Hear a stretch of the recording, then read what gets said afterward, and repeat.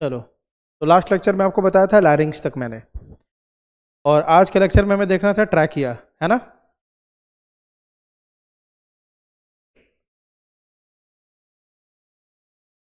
तो ट्रैकिया को अपन क्या बोलते हैं, दूसरा नाम क्या बोलते हैं ट्रैकिया का, कोई बताएगा?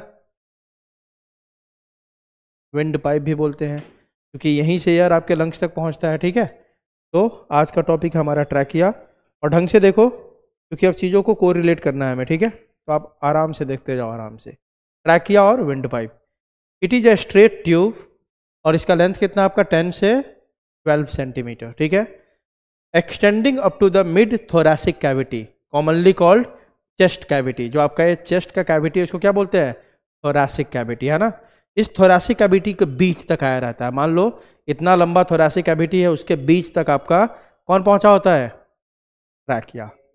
ठीक है, तो ट्रैकिया आपके थोरैक्स के बीच में जाके खत्म होता है, वहीं पे जाके उसका डिवीजन हो जाता है। ठीक है, आगे देखो। This tube finally divides into right and left primary bronchi at the level of 5th thoracic vertebra, है ना।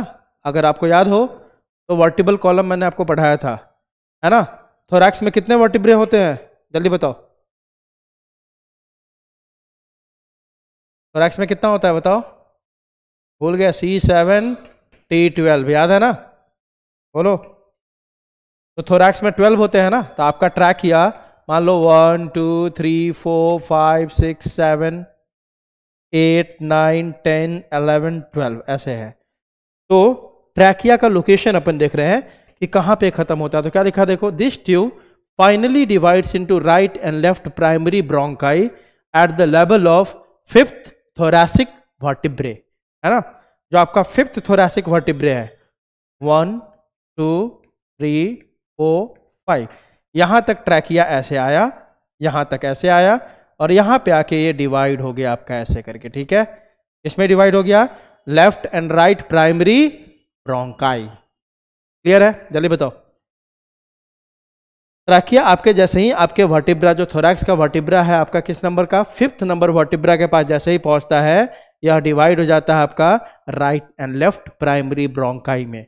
ये क्या हो गया आपका? Right and left primary bronchi. Clear है? आगे देखते हैं और इसका further division. In the trachea 16 to 20 C shaped cartilaginous ring, किस चीज का बना हुआ रिंग भाई?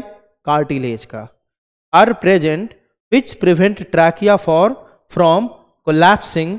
These rings are incomplete on dorsal surface of trachea. ध्यान देना, ये सारी बातों को आप एक एक करके को रिलेट करते जाओ, बहुत आसान है। देखो, ये ट्रैकिया है आपका, जैसे ही आपका यह पहुंचा आपका 5th थोरैसिक वर्टिब्रे पे, ये डिवाइड हो गया right and left primary bronchi. Clear है? जल्दी बताओ। अब इस ट्रैकिया में आपको 16 से 20 ऐसे सी शेप का आपका कार्टिलेज का रिंग मिलेगा। क्या मिलेगा? जल्दी बताओ। कार्टिलेज का रिंग। नंबर कितना होगा इसका? 16 to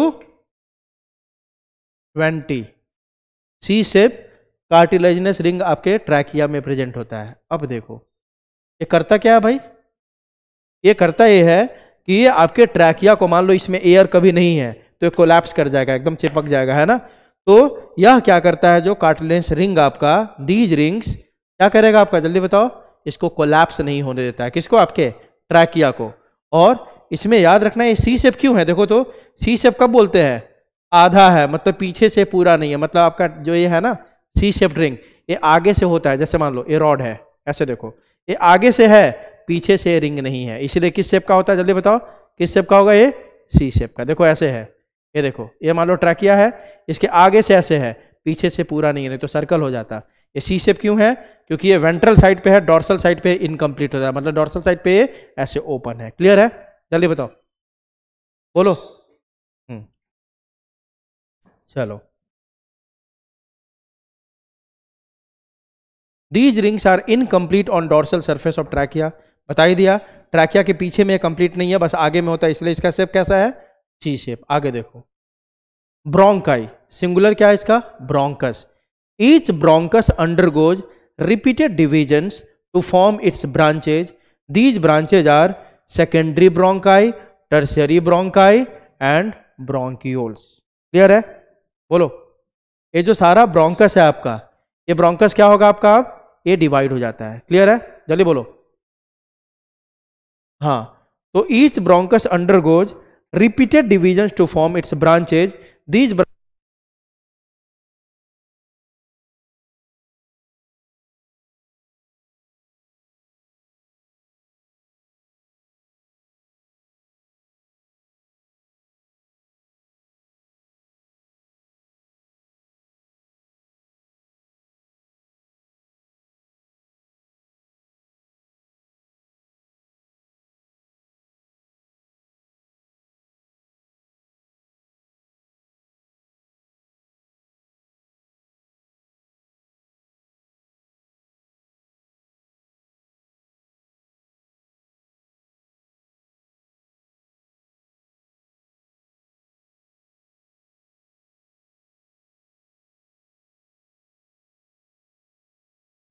ऑडिबल है? आवाज आ रही है?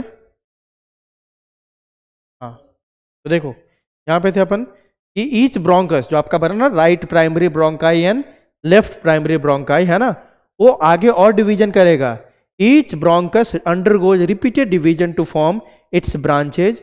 These branches are secondary bronchi, tertiary bronchi and finally क्या आपका? ब्रोंकियोल्स। ठीक है? Bronchioles are the terminal branching of bronchi. मतलब सबसे लास्ट में आपका कौन होता है? ब्रोंकियोल्स होता है। तो पहले क्या हुआ? ट्रैकिया आया, फिफ्थ थोरैसिक वर्टिब्रा के पास वो डिवाइड हो गया right primary bronchi and left primary bronchi में। अब दोनों आपका फर्दर डिवाइड होगा, है ना, तो बनाएगा सेकेंडरी ब्रोंकाई, टर्शियरी ब्रोंकाई और फाइनली आपका क्या बना लेगा? वो ब्रोंकियोल्स। क्लियर है? बोलो। Bronchioles are the terminal branching of bronchi. Finally bronchioles, या अपन बोल सकते हैं terminal bronchioles, give rise to a number of very thin irregular walled balloon like structure call alveoli. और फाइनली आपका जो है वो एल्वियोलाई बना लेगा। ठीक है?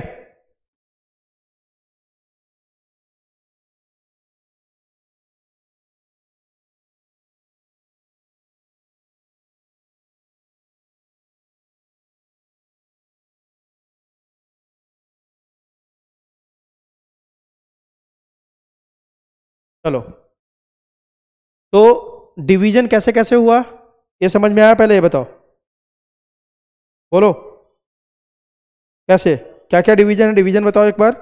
पहले ट्रैकिया है, ट्रैकिया कहां पे जाके डिवाइड होगा? ट्रैकिया कहां पे जाके डिवाइड होगा? जल्दी बोलो।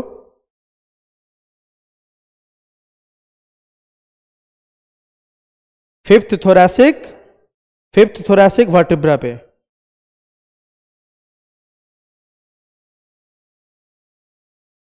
फिफ्थ थोरैसिक वर्टिब्रा पे किसमें किसमें आपका डिवाइड होगा? जल्दी बताओ, किसमें डिवाइड होगा?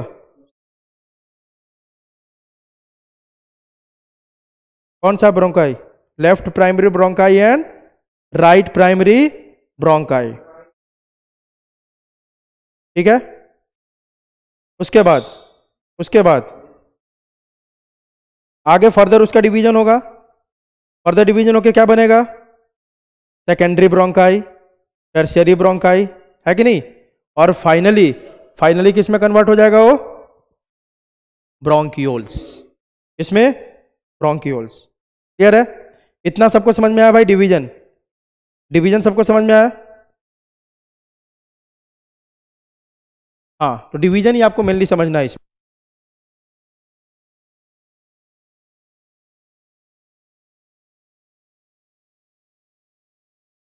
चलो, तो इतना आपको समझ में आया। अब एल्वियोलाई आप जानते हो वेल सप्लाइड होता है किससे? किससे? ब्लड वेसल से। कल आपको थोड़ा बहुत मैंने अगर याद हो तो बताया था। देखो अब यही है ना, ये फर्दर और डिवाइड हो गया आगे, है ना, तो इसको बोल देंगे सेकेंडरी ब्रोंकाई। और फर्दर डिवाइड हो गया तो क्या बोल देंगे? Tertiary bronchi. और आगे डिवाइड हो गया तो क्या बोल देंगे? ब्रोंकियोल्स। अब ब्रोंकियोल्स ये आपका जाके ओपन होता है सैक लाइक या balloon like structure, that is called alveoli. क्या बोलेंगे उसको? एल्वियोलाई। ठीक है? अब वो जो एल्वियोलाई होता है ना, उसको चारों तरफ से ब्लड वेसल से घिरा होता है। कौन आपका? जल्दी बताओ। एल्वियोलाई। एल्वियोलाई किससे घिरा होता है, जल्दी बोलो, ब्लड वेसल से। ठीक है, चलो आगे देखो। Alveoli are well supplied with blood vessels, the walls of the bronchi and initial bronchioles, है ना, जो ब्रोंकाई का वॉल है और इनिशियल ब्रोंक्यूल्स, है ना, शुरुआत वाले जो ब्रोंक्यूल्स होंगे, are supported by incomplete cartilaginous ring. बता ही दिया आपको, ट्रैकिया, ट्रैकिया से प्राइमरी ब्रोंकाई में भी वो आता है और शुरुआत के कुछ ब्रोंक्यूल्स में भी आपका वो सी शेप का कार्टिलेजिनस रिंग प्रेजेंट होता है। क्लियर है, जल्दी बताओ, बोलो आगे देखो।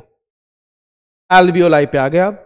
Bronchioles open into the alveolar duct, मतलब एल्वियोलाई में पहले क्या होगा, डक्ट होगा। देखो ना, यहां पे बना दिया मैंने, एल्वियोलाई में पहले होता है एल्वियोलार डक्ट, इसी में आके खुलता है आपका कौन, ब्रोंक्यूल्स।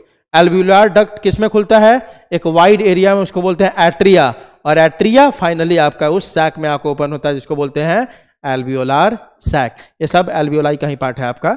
एल्वियोलार डक्ट, उसके नीचे के पोर्शन को, एक ब्रॉड पोर्शन को क्या बोलते हैं, एट्रिया, और उसके नीचे के और सैक लाइक स्ट्रक्चर को क्या बोलते हैं, एल्वियोलार सैक। ये तीनों किसका पार्ट है, जल्दी बताओ, एल्वियोलाई का। ठीक है, तो ब्रोंक्यूल्स आके ओपन हुआ किस में, एल्वियोलार डक्ट में, यह ओपन हुआ एट्रिया में, एट्रिया फाइनली ओपन हो गया एल्वियोलार सैक। क्लियर है, बोलो, चलो देखो। Bronchioles open into the alveolar ducts, that is a tube like structure. Alveolar ducts open into an expanded passage called the atria. बता ही दिया, पहले एल्वियोलार डक्ट में ओपन हुआ, डक्ट आपका थोड़ा सा और फैला हुआ पार्ट में ओपन हुआ, दैट इज कॉल्ड एट्रिया, और एट्रिया एक सैक लाइक स्ट्रक्चर में ओपन हुआ, that is called alveolar sac. And atria opens into the alveolar sacs और air sacs. There are about 300 million of alveoli in 2 lungs. दोनों lungs को मिला लो ना, तो कितने आपके लंग्स में एल्वियोलाई है, जल्दी बताओ, बोलो, 300 मिलियन, है ना। The membrane of alveoli is very thin. आपको कल ही बताया था कि एक्सचेंज ऑफ गैसेस 2 जगह पे होता है, बताया था क्या, बताया था क्या, है ना। एक आपका किसके बीच में भाई, एल्वियोलाई और ब्लड के बीच में, और एक आपका ब्लड और टिश्यू के बीच में, है ना। तो एल्वियोलाई और ब्लड के बीच में जब होगा तो एल्वियोलाई का जो वॉल है वो थिन होना चाहिए कि थिक होना चाहिए, कैसा होना चाहिए, थिन होना चाहिए ना, तभी तो गैस डिफ्यूज होगा ना, है कि नहीं, जल्दी बताओ, है कि नहीं।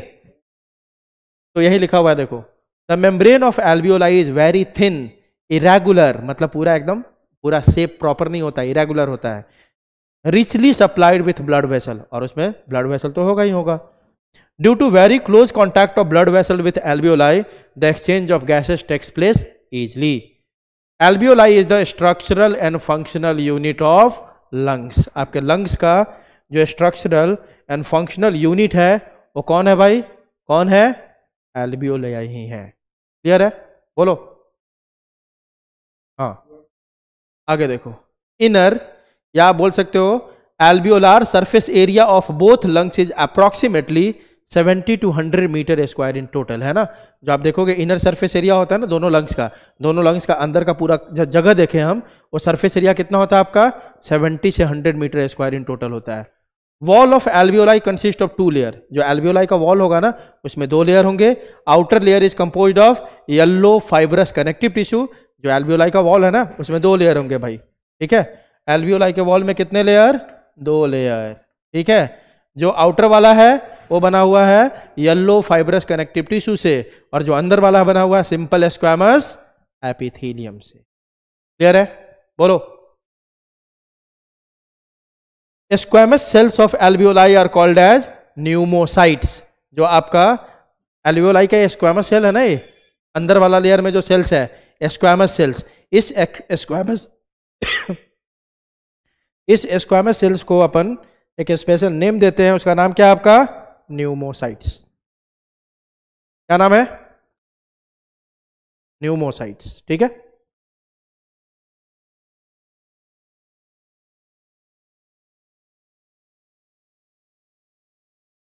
अब ये जो न्यूमोसाइट्स होता है ना 2 टाइप का होता है, type 1 pneumocytes and type 2 pneumocyte. अपन पढ़ क्या रहा है भाई, जो एल्वियोलाई है उसमें 2 वॉल होता है। आउटर वॉल जो बना हुआ है येलो फाइब्रस कनेक्टिव टिश्यू से, इनर वॉल जो बना हुआ है स्क्वैमस एपिथेलियम से, मतलब स्क्वैमस सेल से। और इनर वॉल में या इनर लेयर में जो एस्क्वामस एपिथेलियम उसका नाम क्या है? न्यूमोसाइट्स। क्या नाम है? न्यूमोसाइट्स। न्यूमो मतलब क्या होता है? लंग्स, और साइट मतलब सेल। लंग का सेल है इसलिए बोल दिया न्यूमोसाइट्स। आगे देखो, दो टाइप के आपके न्यूमोसाइट्स होते हैं। मोस्ट ऑफ द न्यूमोसाइट्स होता है टाइप 1 न्यूमोसाइट्स, है ना, विच help in gases exchange, while few pneumocytes are type 2 pneumocytes which are larger in size। मतलब दो टाइप के न्यूमोसाइट जो होते हैं, दो टाइप के होते हैं, टाइप 1 टाइप 2। मोस्टली आपका टाइप 1 होता है जो गैस के एक्सचेंज में हेल्प करेगा, है ना, एल्वियोलाई से ब्लड वेसल में। दूसरा होता है आपका टाइप 2 जो लार्ज, जिसका साइज लार्ज होता है। टाइप 2 न्यूमोसाइट्स या type 2 alveolar epithelial cells secrete lecithin. Type 2 का काम क्या फिर है भाई? एक आपका फॉस्फोलिपिड सिक्रीट करता है, उस फॉस्फोलिपिड का नाम है क्या आपका? Lecithin. And this lecithin act as a surfactant which prevents collapsing of alveoli by reducing its surface tension. ये भी इतना ही जरूरी है। मतलब सर जो एल्वियोलाई उसमें दो टाइप के सेल्स होंगे, टाइप 1 न्यूमोसाइट्स, टाइप 2 न्यूमोसाइट्स। ज़्यादा सेल्स का नंबर किसका है? टाइप 1 न्यूमोसाइट्स का, जो किस में हेल्प करता है? गैसियस एक्सचेंज में। टाइप 2 न्यूमोसाइट्स एक फॉस्फोलिपिड सिक्रीट करता है, उसका नाम है लैसिथिन। यह लैसिथिन कैसे एक्ट करता है? सर्फेक्टेंट। और सर्फेक्टेंट क्या करता है? सरफेस एरिया को रिड्यूस करता है ताकि आपका एल्वियोलाई कभी कोलैप्स ना हो। क्लियर है? जल्दी बताओ। हाँ, that is it reduces surface tension between the alveolar fluid and air. ठीक है, इतना इस पर ध्यान देने की जरूरत है नहीं, बस फंक्शन हमें याद रखना है। चलो आगे। Mammalian lungs are solid and spongy, that is there is no central cavity. हमारे लंग्स में कोई खाली जगह कैविटी नहीं होता, वो सॉलिड होता है। क्लियर है? क्लियर है? जल्दी बोलो। Muscles are absent in the lungs of mammals. हमारे लंग्स में या मैमल्स जो होते हैं उनके लंग्स में आपके मसल्स क्या होते हैं? एब्सेंट होते हैं। So the power of self contraction and self expansion is absent in the lungs. मतलब हमारा लंग्स खुद से कॉन्ट्रैक्ट एक्सपांड नहीं कर सकता है क्योंकि इसमें कोई मसल नहीं होता है। इसीलिए हम अपने लंग्स को कौन सा लंग बोलते हैं? Sunken lungs. संकेन मतलब धंसा हुआ, है ना, ये इसमें मसल्स नहीं होते हैं। आगे देखो, समरी पूरा देखते हैं अपन। ठीक है, समरी आप देखोगे पूरा जो मैंने पढ़ा है ना, बहुत बेहतरीन तरीके से एक पेज में आ गया सारा। जो भी तुमने पढ़ा अभी तक, जो भी पढ़ा सारा एक पेज में। सबसे पहले एयर कहां से आएगा भाई? External nostril. Summary of respiratory passage पढ़ रहे हैं अपन। सबसे पहले एयर कहां आएगा? जल्दी बताओ। External nostrils. वहां से आएगा नेजल वेस्टिब्यूल्स, क्योंकि नेजल वेस्टिब्यूल किसका पार्ट है आपका? नेजल चैम्बर का। ये स्वलन वाला पोर्शन, इसी को नेजल वेस्टिब्यूल बोलते हैं ना। जल्दी बताओ, नेजल चैम्बर का ये पार्ट है। तो देखो, एक्सटर्नल नॉस्ट्रिल आप सीधे बोल सकते हो नेजल चैम्बर। नेजल चैम्बर से कहाँ आएगा? इंटरनल नेयर्स या इंटरनल नॉस्ट्रिल। वहां से आएगा आपका कहाँ पे? नेजोफैरिंग्स। नेजोफैरिंग्स से फैरिंग्स या लैरिंग्स बोल दो, है ना, लैरिंगोफैरिंग्स में। नेजोफैरिंग्स से लैरिंगोफैरिंग्स, वहां से ग्लॉटिस। ग्लॉटिस से कहाँ आएगा? लैरिंग्स। बोलो भाई, लैरिंग्स। लैरिंग्स से कहाँ आ गया? ट्रैकिया। अब देखो, ट्रैकिया का यहां सब डिवीजन शुरू हो गया। ट्रैकिया डिवाइड हो जाता है right primary bronchi and left primary bronchi में। कहां पे? At the level of 5th thoracic vertebra. उसके बाद आगे फर्दर डिवाइड होता है किसमें? सेकेंडरी ब्रोंकाई में। सेकेंडरी किसमें आपका? टर्शियरी ब्रोंकाई में। टर्शियरी ब्रोंकाई किसमें? ब्रोंक्यूल्स या क्या बोलेंगे? Terminal bronchioles. यही टर्मिनल ब्रोंक्यूल्स किसमें ओपन होता है? एल्वियोलार डक्ट में। एल्वियोलार डक्ट किसमें ओपन होता है? एट्रिया में। एट्रिया कहां ओपन होता है? एल्वियोलार सैक, या फाइनली क्या बोल सकते हैं? एल्वियोलाई में। क्लियर है? पूरा आसान है कि नहीं? जल्दी बता।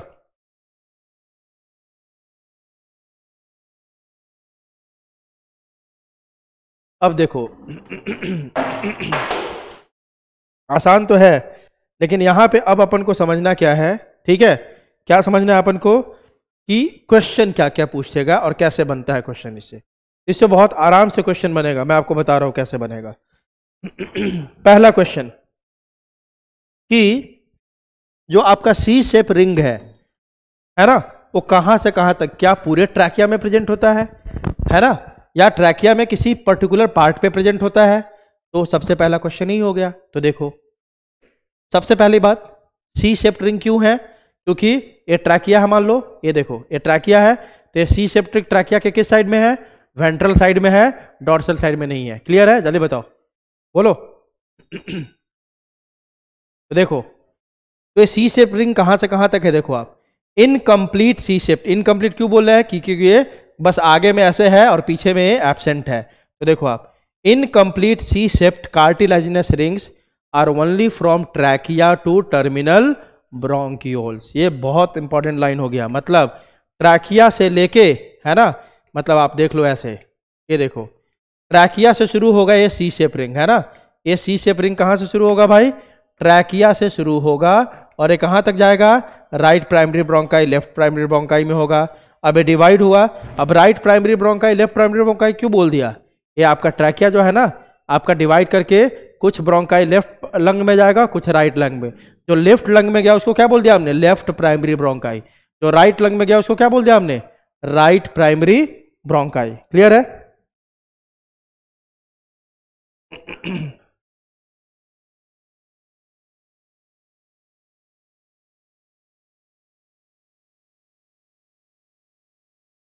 चलो आगे देखो।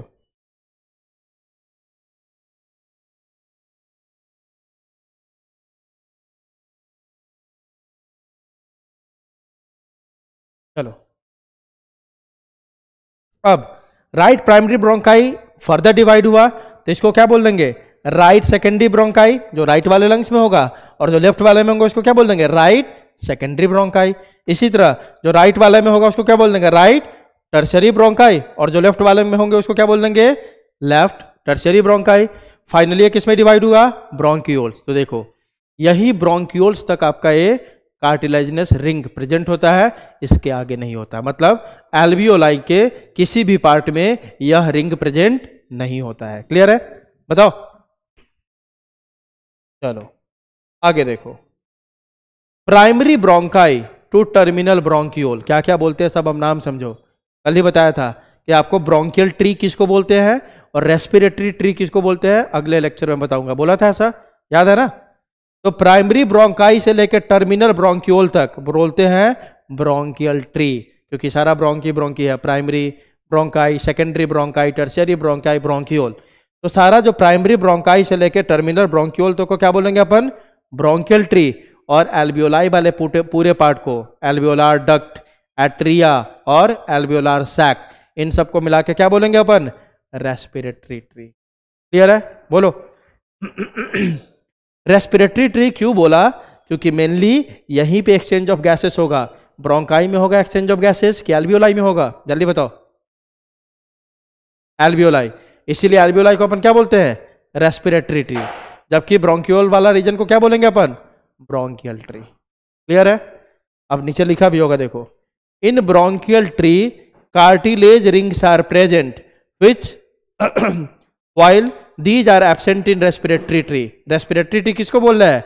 एल्वियोलाई में। अभी बता दिया, एल्वियोलाई में आपका कार्टिलेज का रिंग होगा क्या? नहीं होगा। बस किस में होगा? ब्रोंकियोल्स में। तो यही लिख रहा है कि ब्रोंकियल ट्री मतलब प्राइमरी ब्रोंकाई से लेकर टर्मिनल ब्रोंकाई तक आपका होगा ये रिंग, और आपका एल्वियोलाई वाले में रिंग नहीं होगा। Gases exchange occurs in respiratory tree while it is absent in bronchial tree. Bronchial tree में गैस का एक्सचेंज नहीं होता। गैस एक्सचेंज हमेशा कहाँ होता है? एल्वियोलाई वाले पार्ट में, जिसको बोलते हैं रेस्पिरेटरी ट्री। क्लियर है? जल्दी बोलो। आगे देखो, इंपॉर्टेंट है फिर से ये लाइन, क्योंकि यह लाइन आपका क्या है, इससे आप बहुत सारे आप जो प्रॉब्लम पूछेगा इसमें सॉल्व होगा, तो इसको आप याद रखोगे इंपॉर्टेंट करके। ठीक है? Volume of air which is filled in bronchial tree is dead space volume. ये जो ब्रोंकियल ट्री पूरा पढ़ा ना आपने, primary bronchi, secondary bronchi, tertiary bronchi, है ना, और ब्रोंकियोल्स, ये सब को मिला के बोलते हैं ब्रोंकियल ट्री। इसमें कुछ एयर प्रेजेंट होता है जो आपका एक्सचेंज नहीं होता है, उस एयर को क्या बोलते हैं? Volume of air which is filled in bronchial tree is called dead space volume. क्या बोलते हैं? Dead space volume which does not take part in gases exchange. और इसका नंबर कितना है? Volume is 150 ml।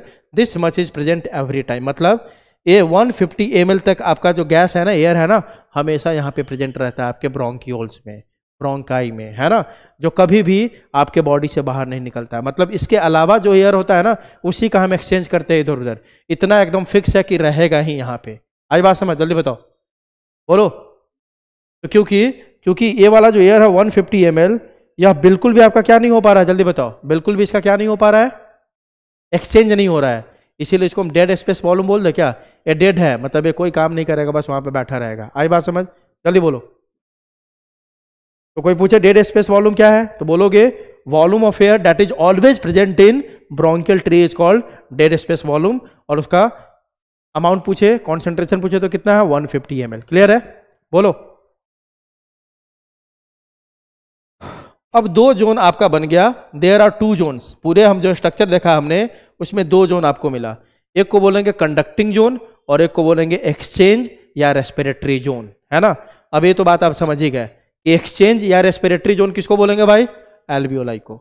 एक्सचेंज वहीं पे होगा ना, जल्दी बताओ, बोलो। तो एक्सचेंज या रेस्पिरेटरी जोन किसको बोलेंगे, एल्वियोलाई वाले पार्ट को। बाकी जो सब बच गया वो सबको क्या बोल देंगे अपन, conducting zone.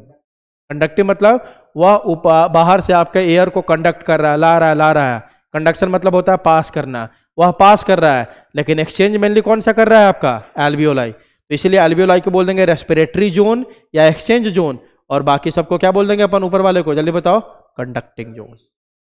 The conducting zone transports the atmospheric air to the alveoli, clears it from foreign particles, humidifies and also brings air to the body temperature। और collecting zone में वो सब आ जाएगा ना आपका, external nostril, internal nostril, nasopharynx, trachea, है ना। Trachea क्या, एल्वियोलाई से ऊपर तक सब, है ना। वो सब किस में आएगा, कंडक्टिंग जोन में। और आपने कल ही पढ़ा था नेजल चैम्बर का काम क्या क्या है, एयर को ह्यूमिडिफाई करना, एयर को वार्म करना, एयर को फिल्टर करना, पढ़ा था कि नहीं, जल्दी बोलो। तो वही लिख रहा है कि कंडक्टिंग जोन का काम है, यह एटमॉस्फेरिक एयर को लंग्स तक, एल्वियोलाई तक पास करता है, और पास करते वक्त रास्ते में उसको किसी फॉरेन पार्टिकल, उसमें कोई बैक्टीरिया वगैरह उससे हटाता है, उसको ह्यूमिडिफाइज करता है, बॉडी टेम्परेचर पे लेके आता है, तब उसको पास करता है, किसको, एल्वियोलाई को। क्लियर है, बोलो। और कंडक्टिंग जोन कहां से कहां तक के एरिया को बोलेंगे, it is from external nostril to terminal bronchioles. केवल एल्वियोलाई को छोड़ दो, बाकी सबको बोल देंगे कंडक्टिंग जोन। क्लियर है, बोलो। दूसरा आपका एक्सचेंज और respiratory zone, it is from alveolar duct to alveoli, alveolar duct, atria and alveoli, ये सब मिला के हो गया आपका एक्सचेंज। और it is the actual site of diffusion of oxygen and CO2 between blood and atmospheric air, है ना। यहीं पे मेन आपका डिफ्यूजन होता है O2 एंड CO2 का, जो कल भी आपको बताया था। क्लियर है, बोलो। अब आ गए अपन किसमें, लंग्स। लंग्स के स्ट्रक्चर को देखेंगे अपन, एनाटॉमी को देखेंगे, मॉर्फोलॉजी को देखेंगे, ठीक है। चलो देखते हैं। A pair of lungs is present in humans that lie in an airtight chamber known as thoracic cavity और chest cavity। अब जानते हो आपका लंग्स इसी कैविटी में है ना, जल्दी बताओ, चेस्ट वाले कैविटी में, बोलो, है ना। और चेस्ट कैविटी को अपन क्या बोलते हैं, थोरैसिक कैविटी। क्या बोलते हैं, जल्दी बताओ, थोरैसिक कैविटी, है ना। A pair of lungs is present in humans that lie in an air tight chamber है, पूरा एयर टाइट चैम्बर है, भरा हुआ एयर से, है ना, ठीक है। और इसी चैम्बर को अपन बोलते हैं थोरैसिक चैम्बर या थोरैसिक कैविटी, और इसी थोरैसिक कैविटी में आपका लंग्स प्रेजेंट है, ठीक है। आगे देखो, मेम्ब्रेन्स इनक्लोजिंग द लंग्स। अब लंग्स के ऊपर जो मेम्ब्रेन होगा उसके बारे में स्टडी कर रहे हैं। Each lung is enclosed by 2 membranes known as pleura और प्लूरल मेम्ब्रेन। आपके जो लंग्स है ना, उसके बाहर में उसको लेयर सराउंड किया हुआ है आपके लंग्स को। कितने लेयर, 2 लेयर। ये देखो, ये मान लो कि आपका लंग्स है, इसको 2 लेयर ऐसे करके सराउंड किया हुआ है बाहर से, ठीक है।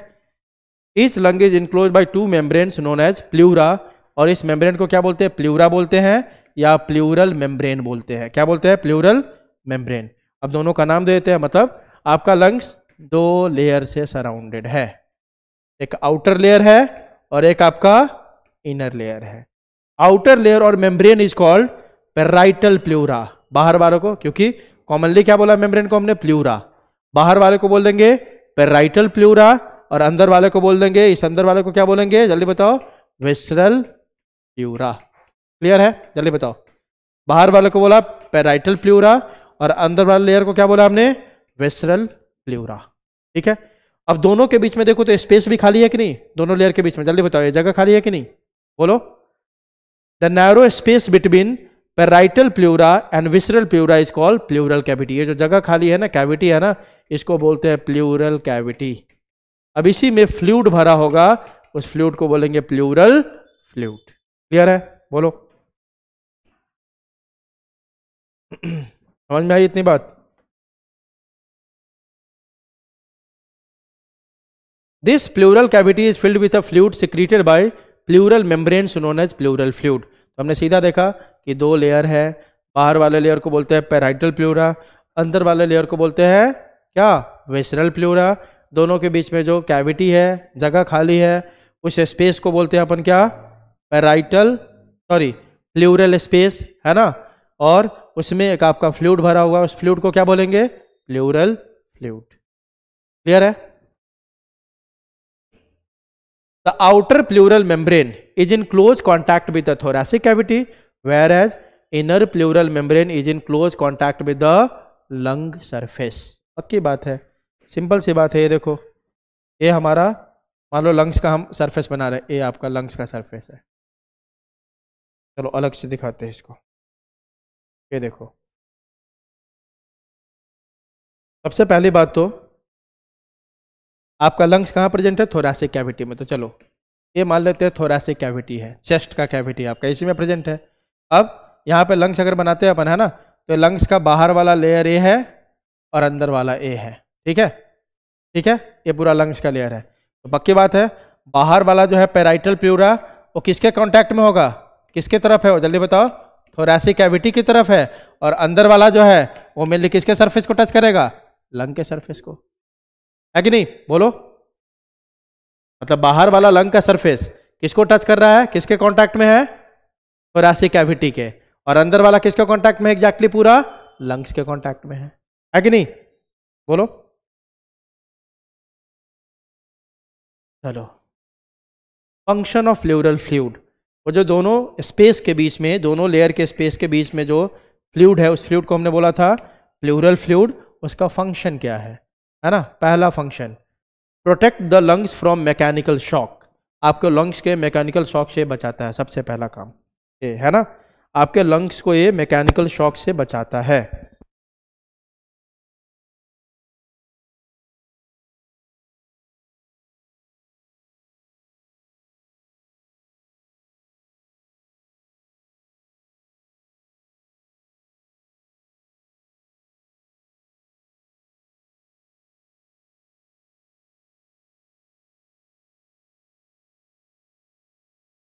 सबसे पहला काम है क्या करता है? Protect the lungs from mechanical shock. Mechanical shock से आपसे लंग्स को बचाता है, पहली बात। It provides nourishment to the parietal and visceral pleura. Plus आपका जो मेम्ब्रेन है ना लंग्स का, उसको नरिशमेंट भी देता है यही प्लूरल फ्लूइड। क्लियर है? तीसरा जो काम है इसका मेन काम, वह क्या है? देखो, it lubricates the pleural membranes so that they may slide over each other without friction during breathing. If fluid is not present, then there will be damage to the membranes which finally affect the breathing.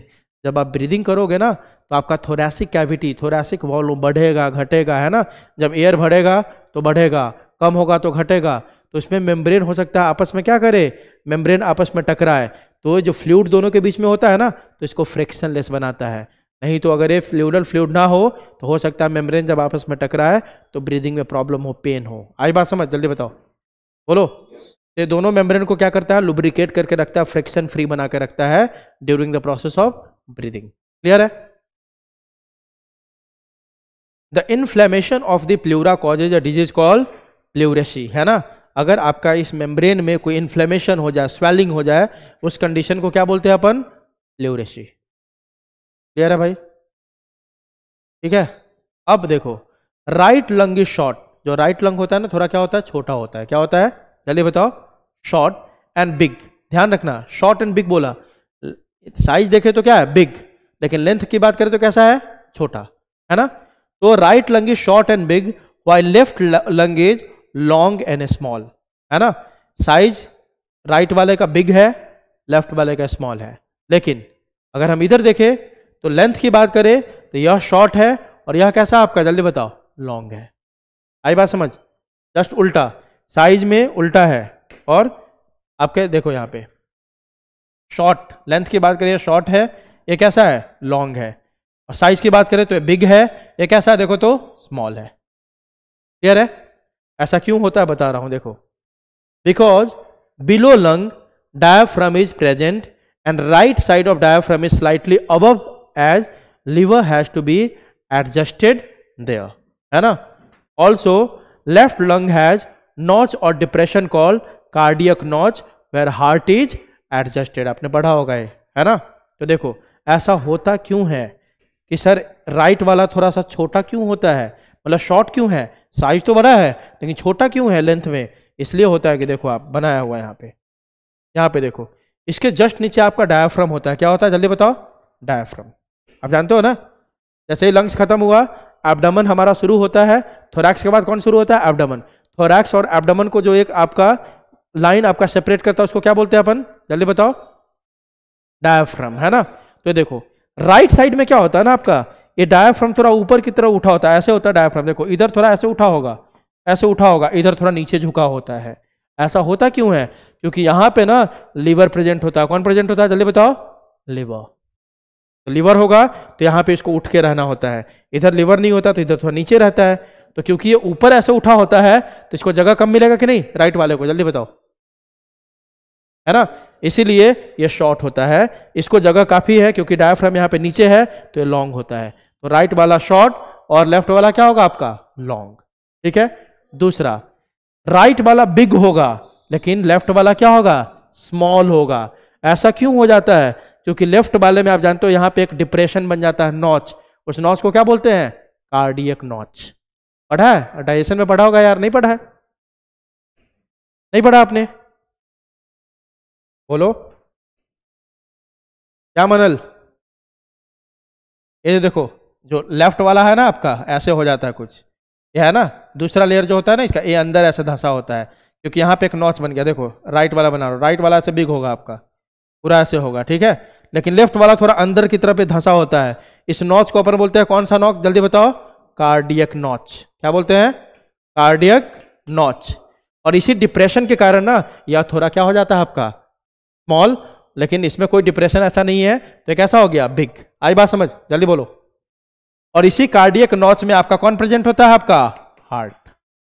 कौन present होता है, heart. तभी तो बोलते हो ना कि हमारा हार्ट किधर है, टिल्टेड, किस साइड, लेफ्ट साइड। बोलते हैं कि नहीं, बोलो। तो लेफ्ट लंग के अंदर ही एक डिप्रेशन है, इस डिप्रेशन को बोलते हैं कार्डियक नॉच। और इसी कार्डियक नॉच में आपका प्रेजेंट है कौन, आपका जल्दी बताओ, हार्ट। दो लंग्स के बीच में जो दूरी है इसको क्या बोलते हैं अपन, मीडियास्टिनम। क्या बोलते हैं, mediastinum.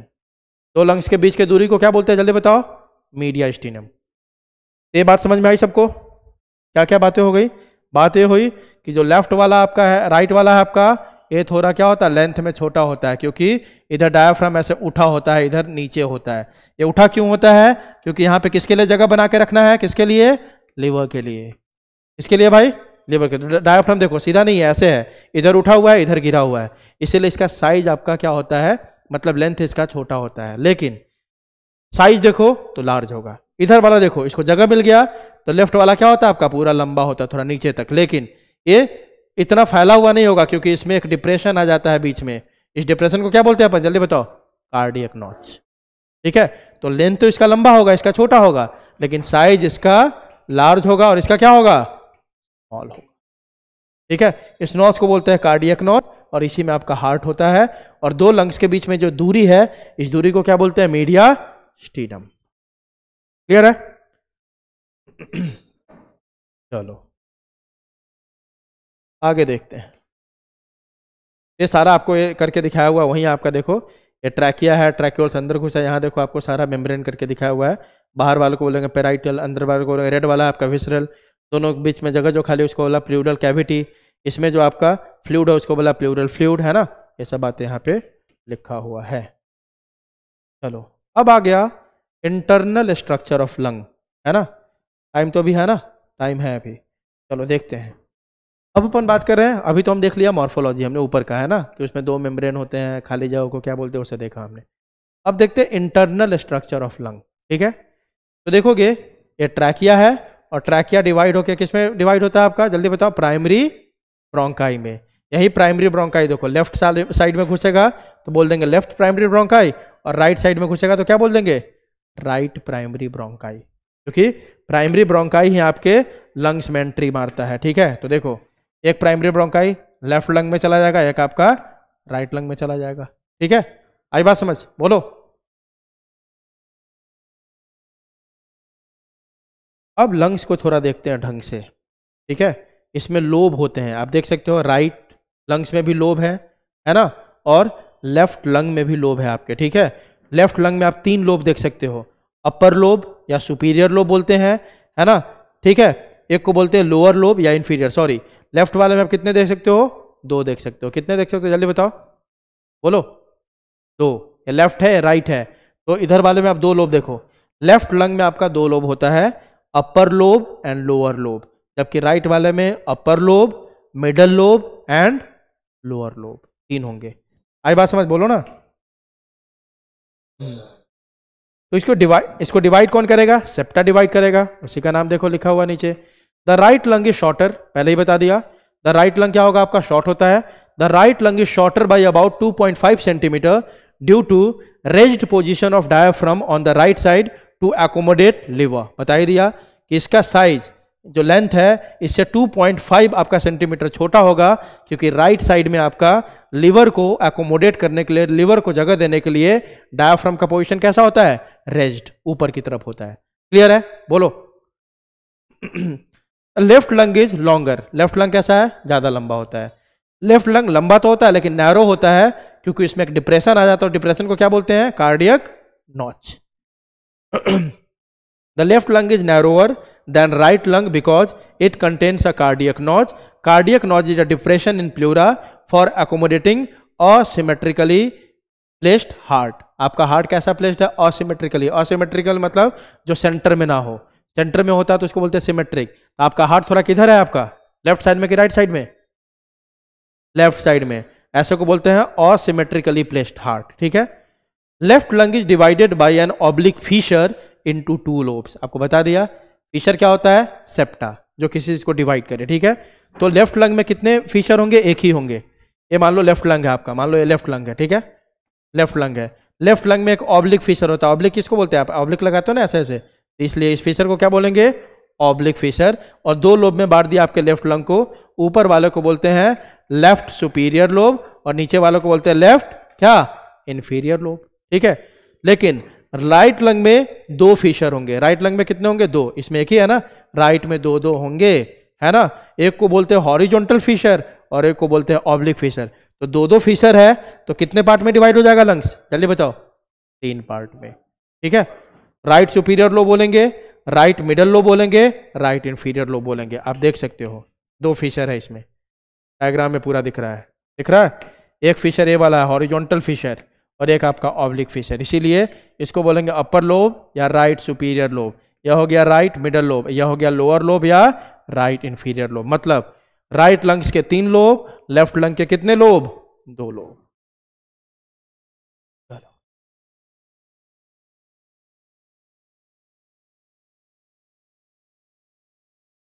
Cardiac notch left lung में है कि राइट लंग में, जल्दी बताओ,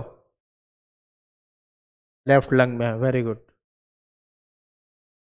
The lobes are divided internally into segments and segments into lobules. Lobe जो होता है ना, वो फर्दर और उसका डिवीजन होता है और ज़्यादा सेगमेंट में बढ़ जाता है, सेगमेंट फर्दर डिवाइड हो जाता है लोब्यूल्स में। तो इतना दिमाग देने की जरूरत नहीं है, बस आप याद रखना कि लोब भी आपका फर्दर डिवाइड हो जाता है। लोब जब डिवाइड होता है फर्दर तो उसको क्या बोल देते हैं, सेगमेंट्स, और सेगमेंट और फर्दर डिवाइड हो जाता है उसको क्या बोल देते हैं, लोब्यूल्स।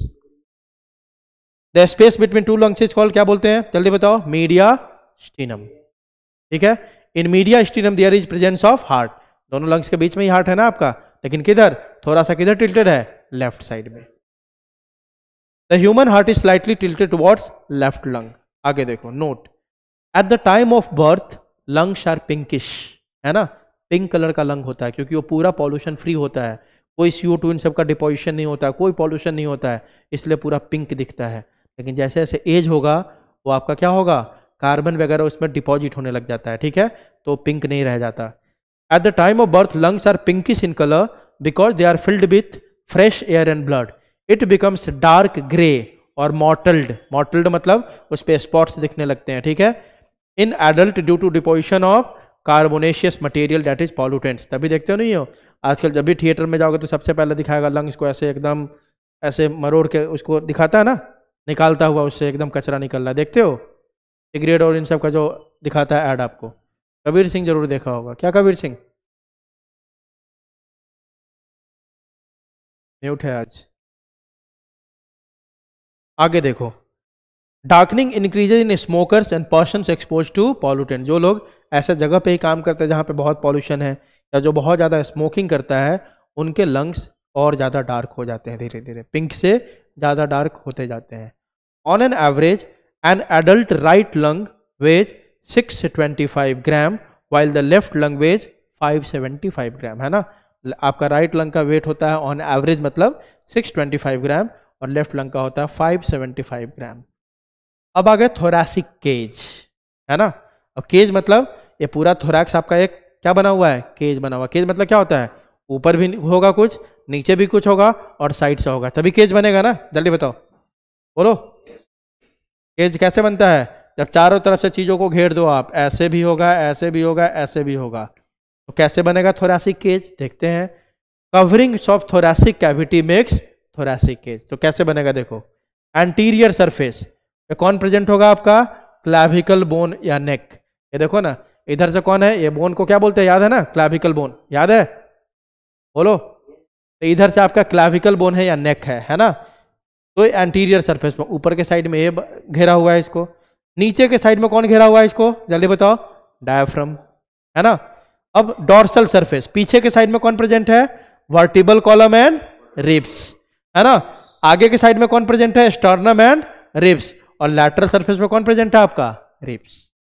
बन गया ना केज। देखो आगे में स्टर्नम और रिब्स, पीछे में vertebral column and ribs, side side में कौन है, बस रिब्स, है ना, ठीक है। ऊपर में आपका क्लैविकल बोन, नीचे में डायफ्राम, पूरी तरह से घिर गया चारों तरफ से। और इस स्ट्रक्चर को क्या बोलेंगे अपन, जल्दी बताओ, थोरैसिक। क्लियर है, चलो। रिब्स ओरिजिनेट फ्रॉम स्टर्नम, है ना। और कितने पेयर आपके रिब्स है, जल्दी बताओ, पढ़ चुके हो, 12 पेयर ऑफ रिब्स। जो शुरू के 7 पेयर्स को क्या बोलते हैं अपन, ट्रू रूप रिब्स, है ना, बोलते हैं ना। अगले 3 पेयर को क्या बोलते हैं अपन, फ्लोटिंग रिब्स, सॉरी क्या बोलते हैं, फॉल्स रिब्स। और लास्ट के 2 को क्या बोलते हैं अपन, फ्लोटिंग रिब्स। हाँ, ribs are also called costa, ribs को अपन कोस्टा भी बोल सकते हैं, ठीक है। Space between 2 ribs is called intercostal space. आप देखो ना, आपके बॉडी में रिब्स ऐसा ही है ना, एक रिब्स है, फिर दूसरा, ये देखो एक रिब्स, फिर उसके बाद दूसरा, तीसरा, ऐसे। तो 2 रिब्स के बीच में जो स्पेस होता है, इस स्पेस को क्या बोलते हैं, जल्दी बताओ, इंटरकोस्टल स्पेस। क्या बोलेंगे, 2 रिब्स के बीच में जो स्पेस है उसको क्या बोलेंगे, जल्दी बताओ, इंटरकोस्टल स्पेस, क्योंकि रिब्स को अपन कोस्टा भी बोलते हैं। और तब इसमें कुछ मसल्स भी होगा, तो उस मसल को बोल देंगे इंटरकोस्टल मसल्स। तो रिब्स के बीच में जो स्पेस हो गया उसको बोलेंगे इंटरकोस्टल स्पेस, और उस स्पेस में जो मसल होगा उसको बोलेंगे इंटरकोस्टल मसल्स, ठीक है, बोलो।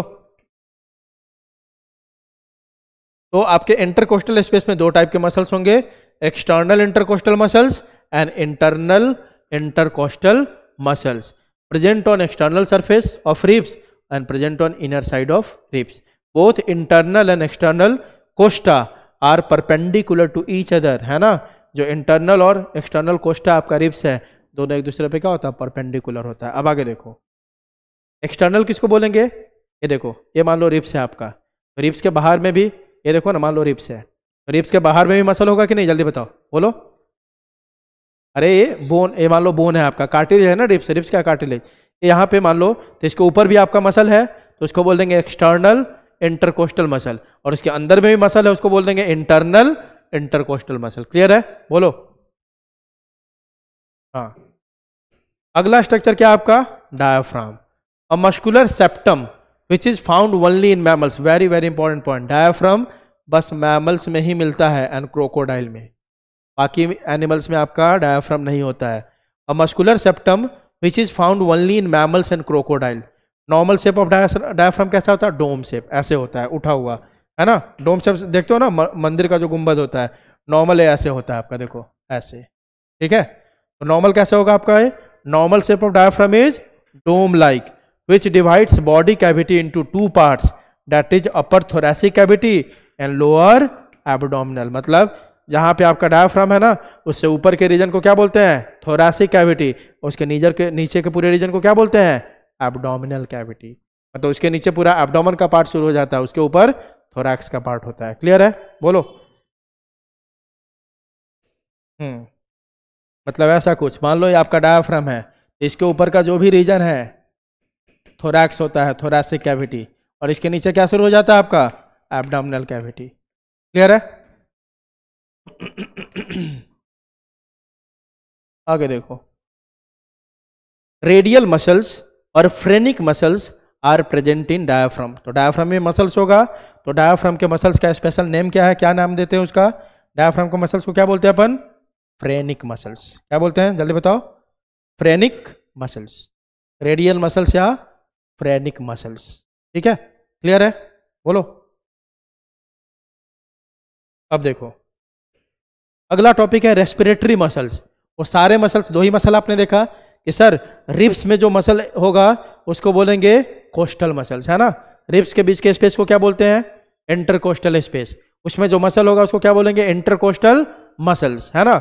दो टाइप के इंटरकोस्टल मसल्स होंगे, जो बाहर साइड में होगा उसको बोलेंगे एक्सटर्नल इंटरकोस्टल मसल्स, और जो अंदर के साइड में होगा उसको क्या बोलेंगे?